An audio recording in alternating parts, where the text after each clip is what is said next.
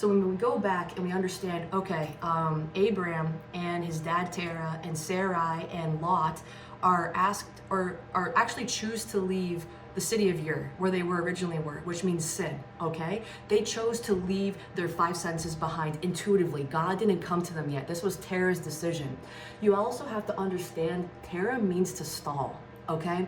And that explains why they went to the city of Haran. And Haran means, the translation of Haran means parched. So when you stall, right, this is the father figure. The father figure chose to listen to his intuition, took his kids, took their wives, or took his wife, right, went to the city called Haran. Because his name is to stall, it only makes sense that of course he would be parched. Because when you stall in listening to your intuition, when you stall on believing or having conviction in whatever it is you feel called to do, what happens? You feel so parched, you get so anxious, you get so mad because you're not pursuing what you love. And remember, what you love chooses you. Okay? So you have no say in the matter of what you're meant to do. All you have to say to do is to either answer your calling or not. That is your free will. That's it. And trust me, when you listen to your intuition, you feel freaking good.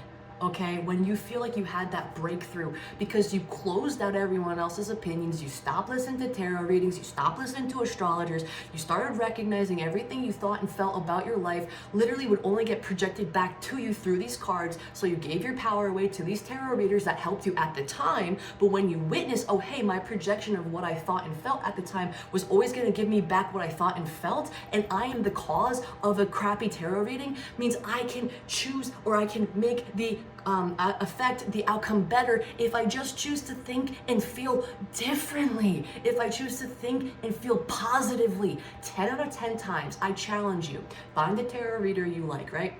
Let's say you're struggling in love, okay? Let's say you always feel like a loser and you don't have any connection and everyone is just a liar or a cheat or whatever the heck. Do me a favor, find your favorite tarot reader. Click on one of the tarot readings that's just like your love life in the next 6 months or some shit, right? The next 3 weeks, it doesn't really matter. What I want you to do is I want you to sincerely feel before going into this. You're already with your person, right? You kind of can think to yourself, there's no reason for me to watch this because I already am in the best relationship ever. Feel the love, feel someone holding you, feel that this is my person, this is the one, and guess what? They feel the same way about me. Humor me and try this, okay? I do this for myself all the time, whether it's about love or anything else of the matter. You can always change the way the tarot readings will project onto you, because once you change your projection, you see that you caused it this entire time. When you meditate beforehand and your subconscious is now tricked into you being in a healthy relationship, that freaking tarot reading 10 out of 10 times will say, your special person's on the way. Oh my God, twin flame union is here. All of that is a crock full of shit.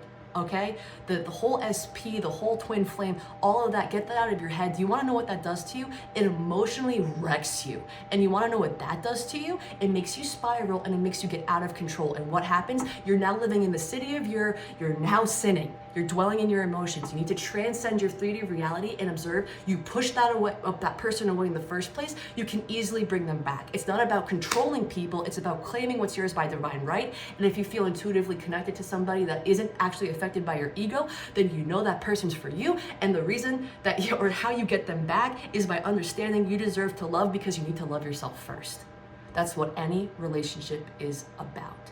If you feel lack towards yourself, you will always get somebody back who projects lack to you, okay? So do that test for me for a second. That is just an off-the-cuff rant for people who still watch tarot. I'll do it from time to time because 1, it's fun, 2, I understand I'm in control, and 3, it points out, hey, this is maybe where you're quibbling, right?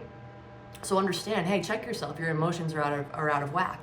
But if you go within and you meditate, you can observe your emotions. You catch them without needing a card to tell you what's going on, because you know, you're aware, you bear witness. That's what bearing witness means. It's watching the animals in your brain.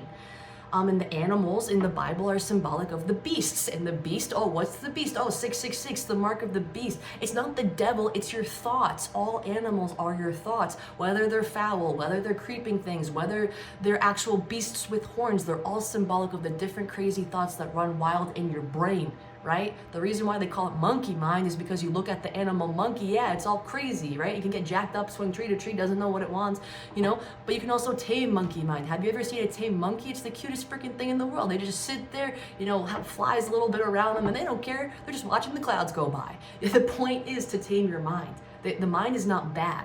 It's just to understand your programs are dictating your reality, and that needs to end if you want to wake up and transcend and become like Jesus Christ, because you are meant to resurrect. You're not meant to be a fallen star like Lucifer. All Jesus Christ is the opposite of Judas.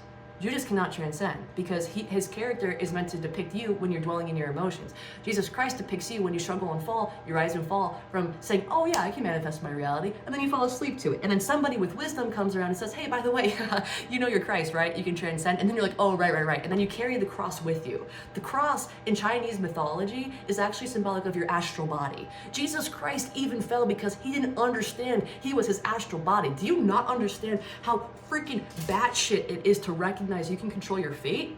You go crazy, you quibble. I quibble significantly, right? But I've had enough quibbling in my life to understand I can better control it now. You need to fail a significant amount to succeed a significant amount, all right? That's why there's polarities.